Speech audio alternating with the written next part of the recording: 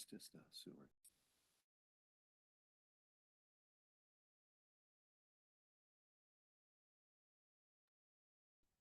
Yes. Yep. How are you? You guys ready? Yep. Okay.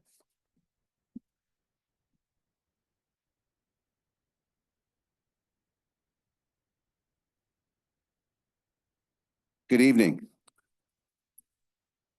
I would like to call to order the East Hempfield Township Board of Supervisors meeting.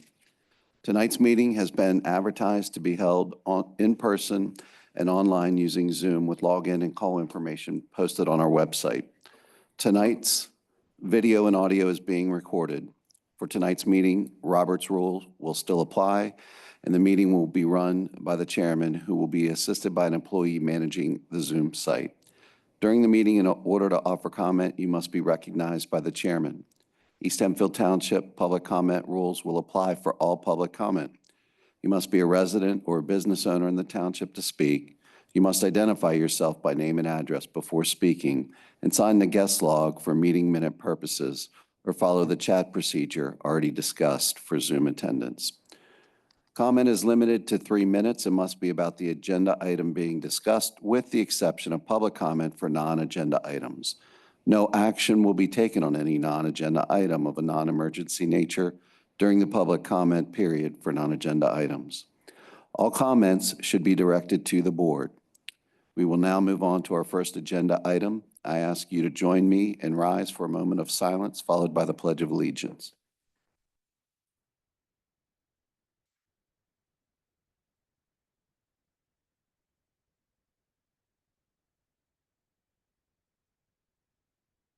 And now the pledge. Pledge allegiance to the flag of the United States of America and to the republic for which it stands, one nation, under God, indivisible, with liberty and justice for all. Thank you.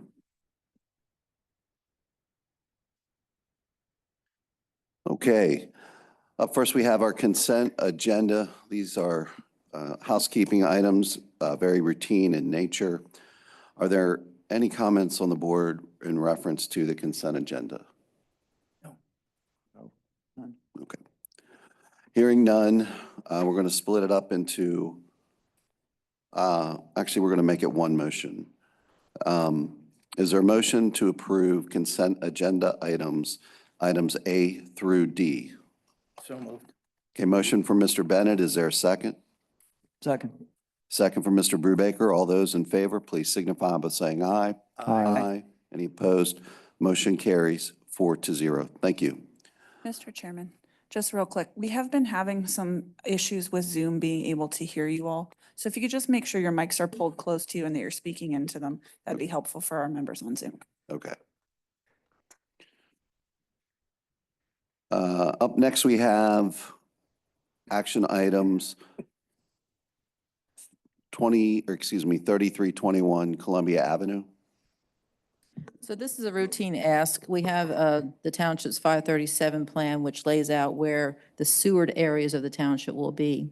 The project on 3321 Columbia Avenue requires a sewer extension, and we are required to do a resolution so that they can submit their planning module. So pretty routine item. Any questions, comments from the board? None. None. No. Okay. Any questions or comments from the audience on this? Any from Zoom? Okay. Hearing none, is there a motion to adopt Resolution 2025-10 authorizing a revision to the township's 537 plan granting a sewer extension? So moved. Okay, motion from Mr. Johnson. Is there a second? Second. Second from Mr. Brubaker. All those in favor, please signify by saying aye. Aye. Any opposed? Motion carries 4-0. Thank you. The Route 72 and Lidditz Road temporary signalization. We have finally gotten to the point where we can award the bid. So this project is a temporary signalization of the Route 72 and Lidditz Road intersection. We're doing a temporary arrangement until PennDOT can do a permanent arrangement further down the road, which they are studying. So the bids came in. The low bidder is B.R. Kreider and Son. at a base bid of $312,741,000. The traffic engineer is recommending that we also include the alternate bid, which is $103,098 for a total bid of $415,627. The project funding, we received $175,000 an EDCI grant. We also got a CFA multimodal grant for $507,000. So we have $682,000 to spend on the project. So we're in good shape. Is that the total project or the temporary signal project? Temporary signal project. Okay. The So we have the permanent is- funds covered in grants. Yes. Okay. Yep. Okay, that's good news. Yes. Any questions or comments from the board on this? It's the way it's supposed to work. One question I had was, do we have any sense of how much, if any, of this money would go toward the permanent signal cost? Or will this be a total wash, or will we be able to use some of these improvements when the final permanent Some of the- solution comes down? Some of the road improvements on the BR Kreider side will be permanent and may be used, but depending on what PennDOT decides, which it will be a PennDOT project, if they do a roundabout, then most of that work is probably lost. If they do something different, then maybe we can still use some of it. Okay, thank you. And I understand that's not designed yet, right? They don't have No. any. They haven't Yeah. made their decision. Okay, They were leaning towards a roundabout, though. okay, thank you. Okay, and so like for someone driving on the road, what's the change that they will see? Obviously, there'll be a traffic light there, but are there other road changes like wider lanes and So there'll be things? a traffic light there. I think it's Becker Road, which is very close to the intersection, won't be closed at this point. That's likely going to be closed when the PennDOT project comes through. The BR Kreider side, you'll see lane improvements and also a different access point for the BR Kreider property. Okay. And then the light itself, is that a big difference between a temporary one and a permanent one? That like I'll see, when I drive there. The temporary one is wooden poles strung across, so it will look temporary, very similar to what was at State Road for the longest time. It says temporary, but I mean, it's within PennDOT standards. If we would have gone to a permanent situation with metal poles, then we would have had to do more extensive lane improvements, both on 72 and Lidditz Road. All right, thank you. Anything else from the board? Okay. Anything from the audience? Anything from Zoom? Okay. So this is good news. And with that, I'll entertain a motion to accept the low bid from BR Kreider and Son Incorporated for a total cost of $415,627, which includes the base bid of $312,744 and alternate number one for $103,098. So moved. Okay, motion from Mr. Bennett. Is there a second? Second. Okay, second from Mr. Johnson. All those in favor, please signify by saying aye. Aye. Opposed? Motion carries 4-0. Thank you. Up next, Officer William Watt, general release. Doesn't matter either way. Go for it. Okay. Officer Watt is our K-9 handler. He sustained an injury while on duty, which is unrepairable, which has caused him to end his career approximately 2 years earlier than normal. He will be going out on a disability pension plan, and the document you have before you is the employment part of that, which basically says that he will not file suit on anything that we are projecting forward. The workers' comp settlement is a separate situation that he's handling on his own. So a bit of sad news. Chief, anything you wanted to say on it or any comments? No, Officer Watt's injury was just about a year ago, so this has been a long, somewhat frustrating road for him as far as dealing with the injury and doing his best to come back. So we wish him the best. We're sorry his career's coming to an end, not like he wanted. Any questions, comments from the board? No. Any from the audience? Yes, sir.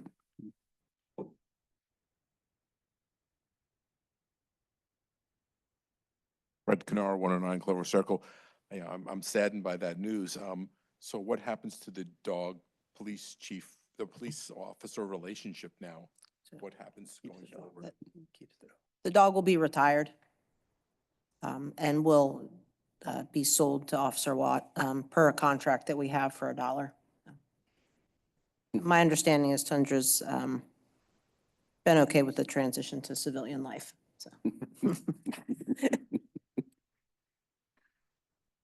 Tough transition. Yeah. Excuse me. I think maybe Fred, you were asking too, like the future of the K-9 program. I think that's not continuing.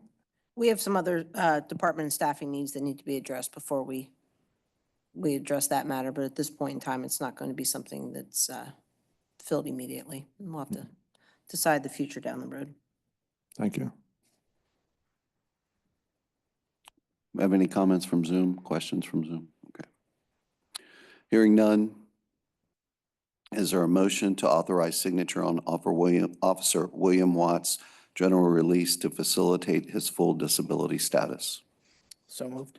Okay, motion from Mr. Bennett, is there a second? Second. Okay, second from Mr. Brubaker. All those in favor, please signify by saying aye. Aye. Any opposed? Motion carries 4-0. Thank you. Okay, up next, Recreation Authority, under old business, Pro Shop project, sketch plans. So I just wanted to keep the board apprised of the conversations that the Rec Authority has been having with their architect. They've met twice with him at the committee level and discussed it one time during their meeting in February.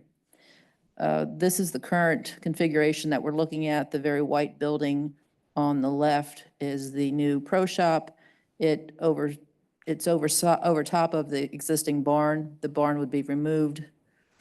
And the circle there is the cart area that would be created. The entire interior would have viewpoints from the first green, which is there at the top of the screen, and then the 10th green, which is to the left, which is important for the operations of the golf course. Their center between the new Pro Shop and the banquet facility will be maintained, and a garage entrance will be created for the carts, which is where the cart room is. So the carts can come in one side and out the other, which is a more efficient operation. The interior is simply a Pro Shop, 3 offices, some flex space, mechanicals, restrooms, and a storage area. So nothing too fancy, pretty basic. The second meeting we had with the architect, we discussed the exterior look. We're looking at a metal roof, probably a stone facade. There you see the inside, the larger space. Of course, is the Pro Shop. There we go. The restrooms would have exterior access points so that the rest of the building could be locked down. And the restrooms could still be used by golfers coming in after the last hole. At this point, we're looking at, they're very guessing at a number, maybe 1.5 to 2 million for the project. It's likely going to be a 10-month project, which means we have to get a temporary facility of some sort in for the Pro Shop or use the existing snack bar, which has to be determined yet. Lots of windows. The Pro Shop is open to the roof. The rest of the area is regular standard heights. And that will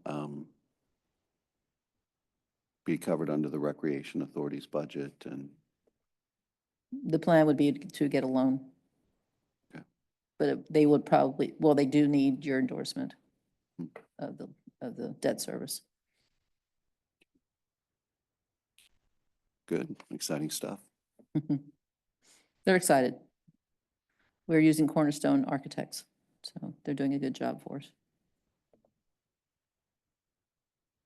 Any comments from the board? A question. Is the pro shop in, well, on the previous slide, like the big white building to the right already? Or is it where the new, The big white, it's in the, I'm sorry, I'll let you answer. the big white, the larger rectangle is the banquet facility. The newer cocked building is the pro shop, new pro shop. Okay, so you had said that there was a barn there and that's where the pro shop is now? Yes. The brown portion. Brown is the That's the corner. existing footprint of, and this is just overlaying over top. So Okay. it's, you know, Okay. All right, thank you. I was in the building, I just don't remember the whole setup there, but thank you. any other comments or questions? No. Any comments or questions from the audience? Any from Zoom? Okay. There's no action for us to take at this point, correct? No. Okay.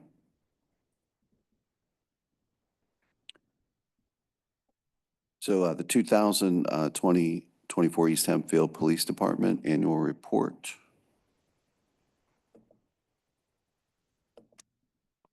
Chief, any comments?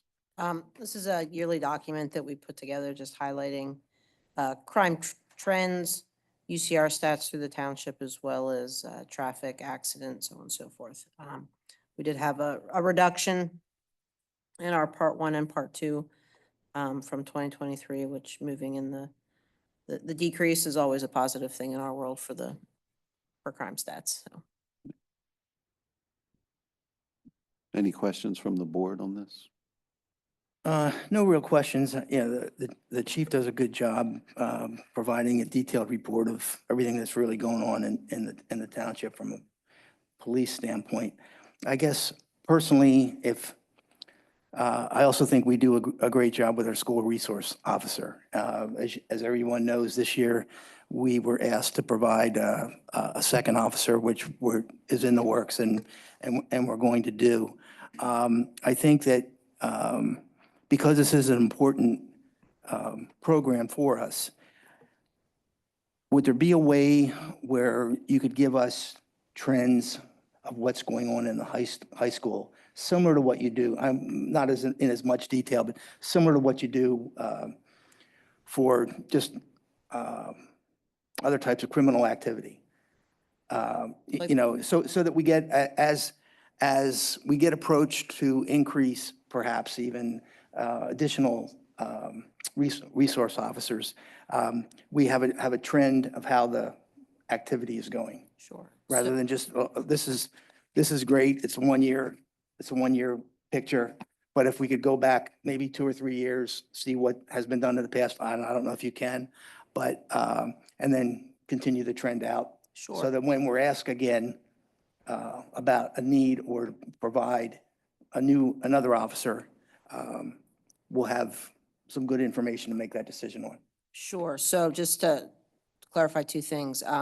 The second school resource officer did start. They are in the school. Okay, They're spending their time with 2 middle schools. That did start at the beginning of this year. And yes, I can separate. He's focused primarily in the middle schools at the moment. I can separate what he's doing there from what the high school SRO is doing, or I can combine the 2. Combining it would be okay with me. It might be less work for you. Okay. If we're all looking at the same picture. I would assume that the resource officer in the junior high level does a lot of the same things that the guy does or the officer does in the high school. So combining them would be fine. But I think, again, just to get a picture and a trend, what's going on, it would be good to have that information. Would you like that in the monthly report that I submit to you? Or do you want that just broken down for, this page that's in here now for Right. the SRO's been in for the past couple of years, so that's easy. I can easily pull Yeah, from the well, if- 22, if- 23 if- document. You said if it's easy, fine. I don't want to burden you with additional paperwork. But if the information's there, and again, should we need that information to make a decision about something additional in the future, be a good idea to have it. Okay. Okay. A question. Yeah, I'm reading in the report that there was a 9.3% decrease in actual crime offenses in 2023. And is that like a nationwide trend, or, or is something going on in East Hempfield? That's good that crime was reduced more so than nationwide. No, I didn't look at what national trends are Okay. to compare ours. We have been on a decrease the past couple of years, which I'll contribute to a lot of different positive police efforts, Yeah, as well as our ability to have some clearance rates that are quite good for the crimes that are occurring. thank you. Any other questions or comments? Yeah, I think great report, very interesting reading, obviously good statistics. They're moving in the right direction, so kudos again to the police force and to the leadership there. So I would just try and keep it going in that direction as long as we can. That's good. Thank you. Good job. Yep. Any questions or comments from the audience?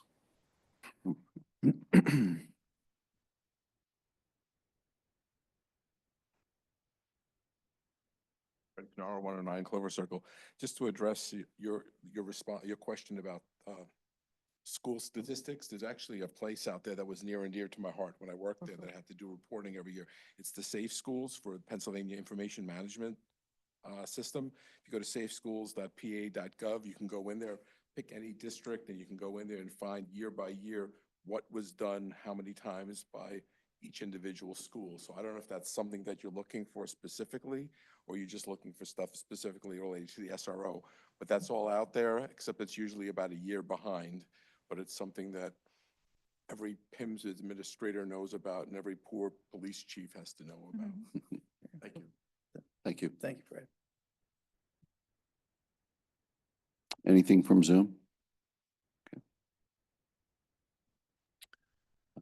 Again, just noting under old business, fire and emergency services, the continued increase in expense that we're dealing with moving forward, and the budgetary impact that it's having on us moving forward to maintain fire services within the township, along with the EMS costs.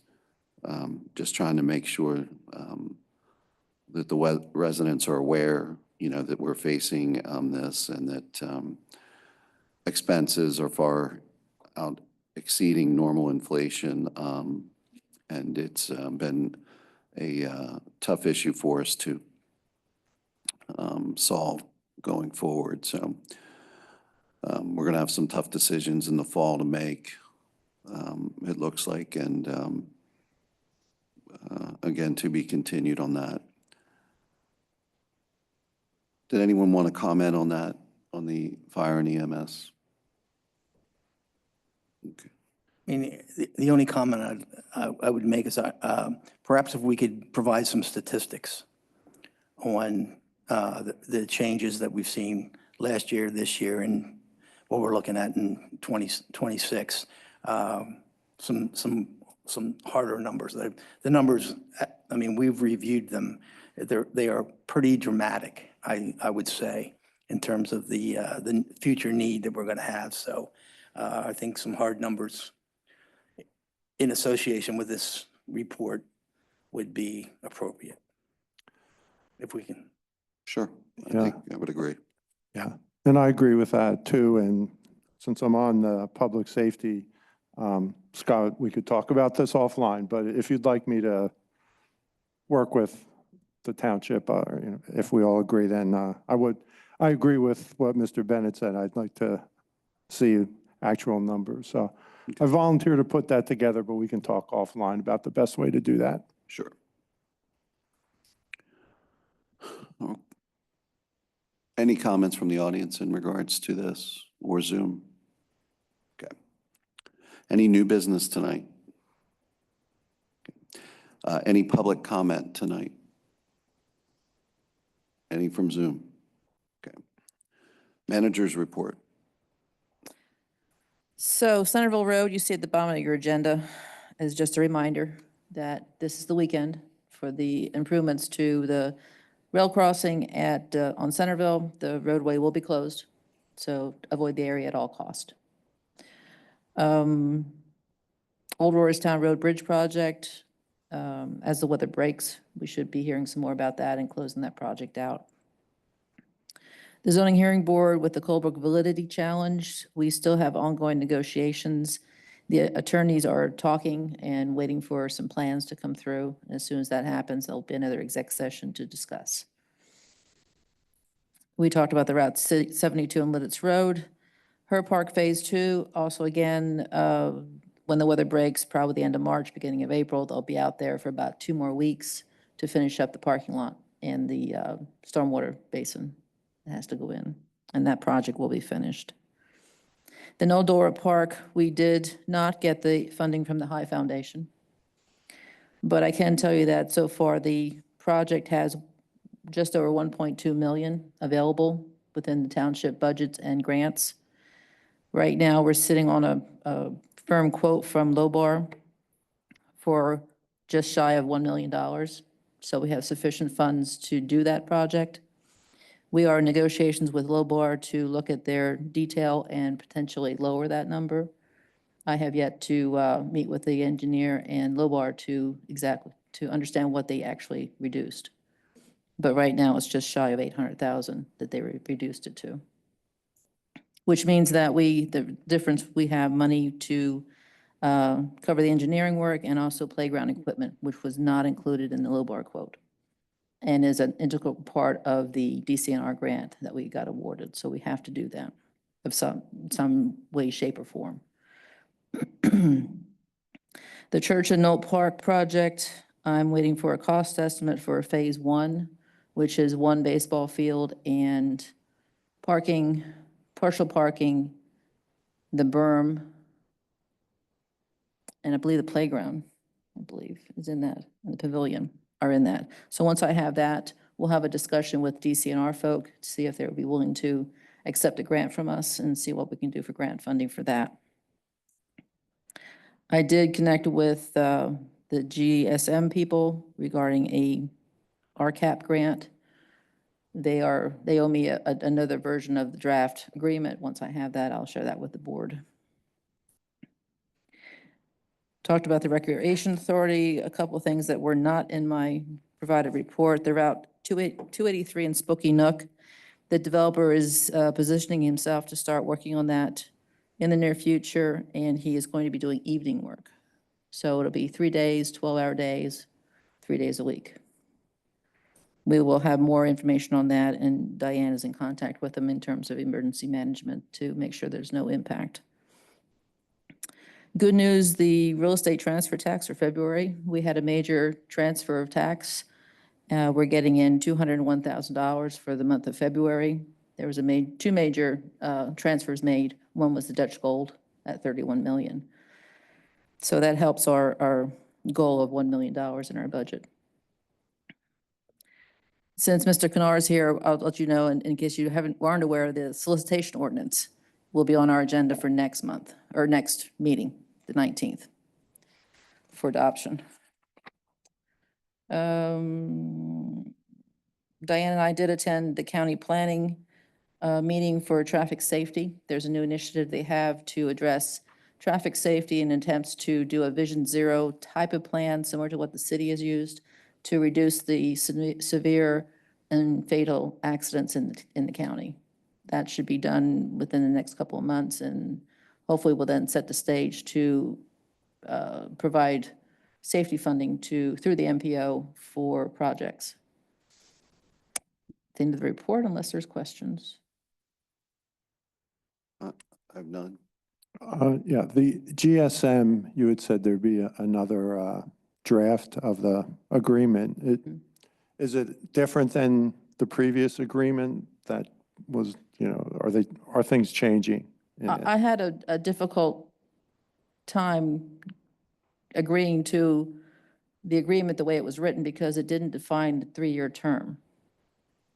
So they have finally agreed to change that 3-year term to start the last grant award. So if we get an RCAP grant, that 3-year term would start at that point, which helps for us to understand if we decide to go outside of their services when we can. Okay, so it sounds like it's a change of an agreement based on our request. Yes. Not, okay, Yes. good. All right, and then the solicitation, like the feedback will only be at the next meeting, or like, do people email and say, I saw that in the newspaper and that kind of thing? It's mainly just next meeting. The next that meeting, it'll be public will advertised, come. so you'll be able to see it. Mhm. And then they could come to the meeting and have comment. Okay. Okay, and then the low bar estimate, if you will refresh my memory, that was like the parking lot and the pavilion. And that's.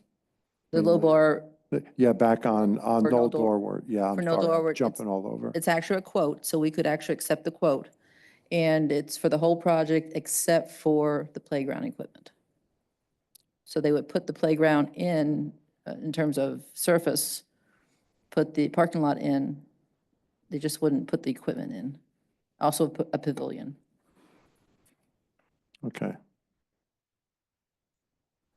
Yeah, and similar, I don't know why I want to draw this comparison, but it's similar to what we did out here with a pavilion and a parking lot last year. Right. Okay, And this is the one we're working in conjunction with Blue Green Corridor, the Steinman Foundation. mhm, So they're kicking in some dollars in terms of what they need for their, making this a major trailhead for the Blue Green Corridor. okay. All right. And just a random comment, someone was very pleased with the second bocce court out there. I was talking to someone over the weekend and they just approached me and said they were very pleased with that, and their league really appreciates it too. So some good feedback on bocce. I'd just like to make a comment on the Noel Dorward Park situation. I'd like to commend Mrs. Schweitzer and staff and the way that she's been managing this project. I mean, it seems like every time we meet, there's a new twist and turn to either funding or something that's going on there between the organizations that are providing this space for us. It's been, in my view, it's been pretty complicated. It seems like it's being done now in a very financially responsible manner. We're now looking at perhaps it costing less than we thought. We'll see that when we get there. But Mrs. Schweitzer and staff have done, I believe, a great job in just managing the overall project. And hopefully we'll get her done here soon. But thank you. Thank you. Okay. There's a public comment from Zoom if you're ready for sure. that. Patty, you can unmute.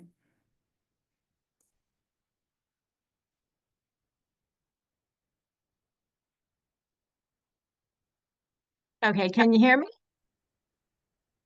Yes. Okay, thanks. Hi, everyone. Patty Clark, 3337 Cochrane Drive.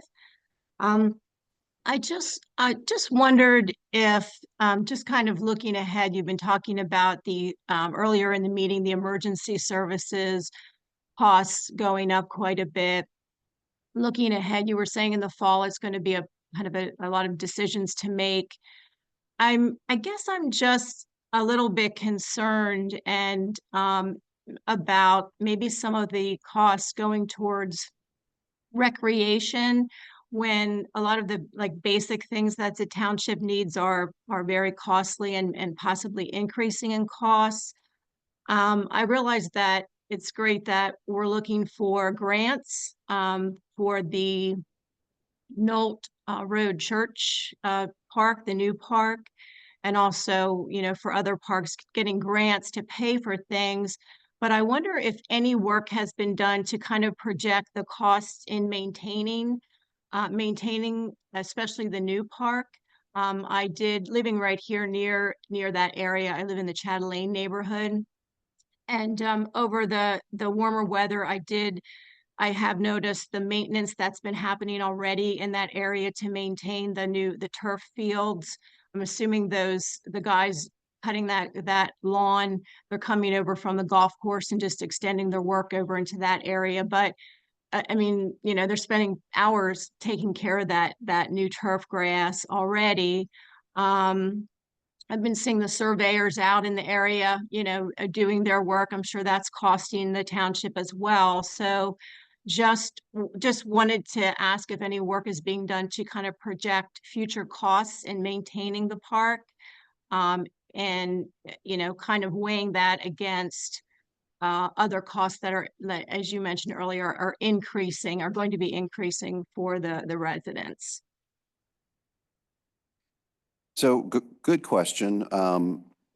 Currently, if nothing gets done to the park, the township is on the hook for the maintenance of that property, basic grass cutting and maintaining it to acceptable standards.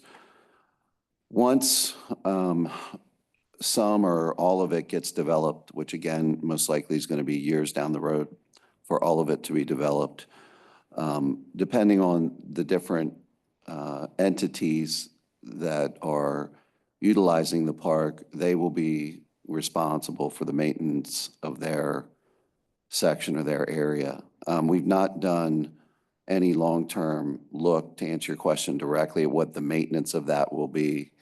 We probably can come up with a maintenance number of what it is currently to maintain, if nothing's done there, what it would be. And you bring up a great point that we, I think, should be thankful for as a township to have for as long as we did, the Hummer Farm and what's now Sporting Valley, the turf farm, what they provided for us for many, many, many, many years.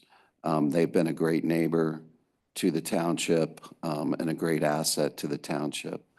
And so it was kind of sad to see them and understand that they had to move on and buy, a new farm and a new location to relocate their operation to.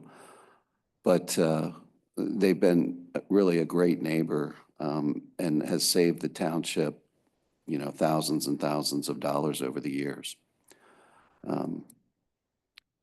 But I know that doesn't answer your question directly, Patty, but as far as a specific number of what it's going to be to maintain, we don't have any kind of information like that.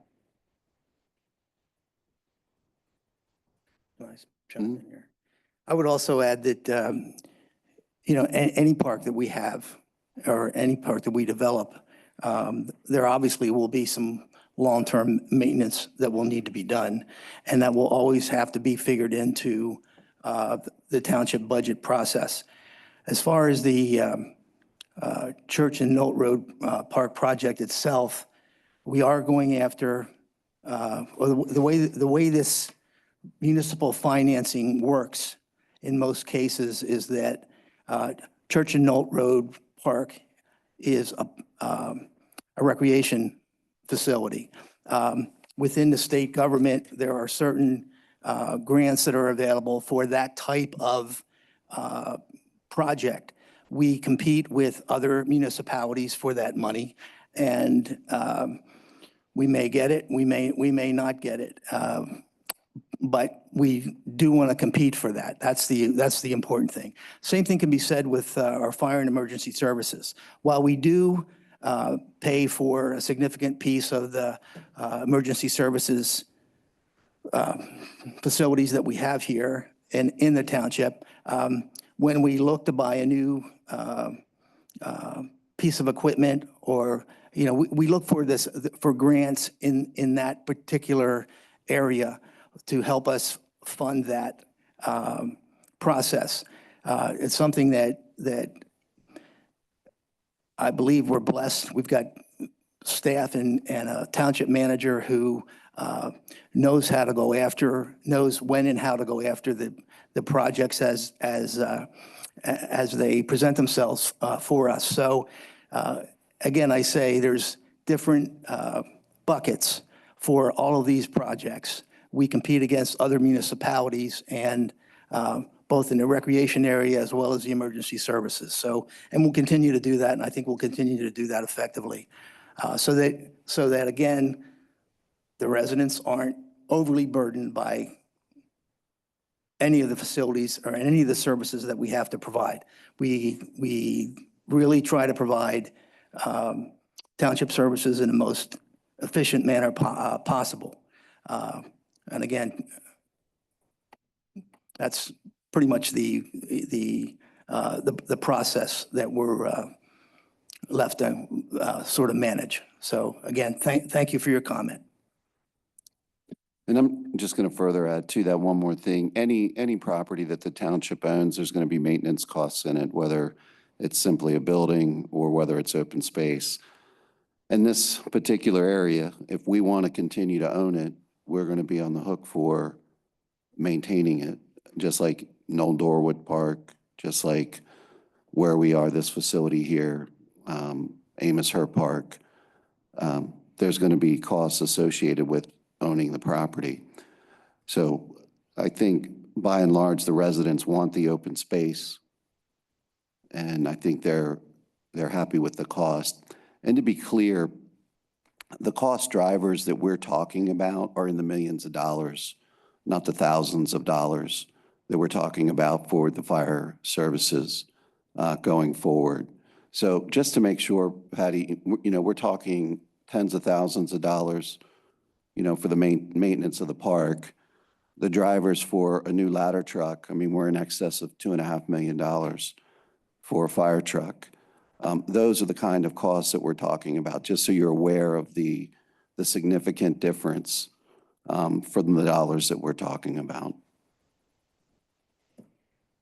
Thank you for that explanation. I'm sure I completely understand it's to oranges in terms of the cost, but I know that just the small costs do add up, when you combine them all together, and it's kind of the optics of it as well. I know I've been pretty vocal, you realize that you're all familiar with me, and I've been kind of vocal as the park is being planned, and a lot of it has been caution for me in terms of the financing of it.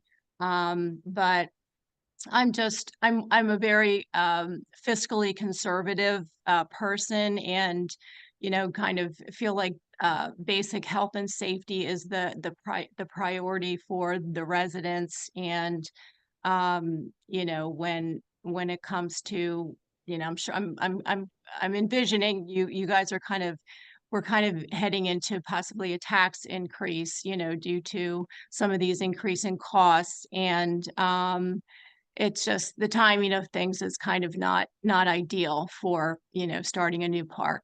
That's just kind of where my mind is with it. But I do appreciate the explanations. Thank you. Sure. And to be clear, the maintenance of whatever we come up with is not going to be any more than what we have now for the park. I guess that's the point, and maybe I wasn't clear in my explanation to you. We need to maintain that park or that area, that land right now. Going forward, I don't envision maintaining the park if the improvements we've been clear about, we're not paying for it. Other groups are going to come in and pay for it. But the maintenance of the park right now, as it is, we're on the hook for the whole thing. It would be nice to have some other groups come in and share in that cost. So that maintenance should actually go down in theory as we move forward. Thank you. Anything else for the good of the order? No. Anybody else on Zoom? Okay. All right. We are going to close the meeting at 7:45. Thank you.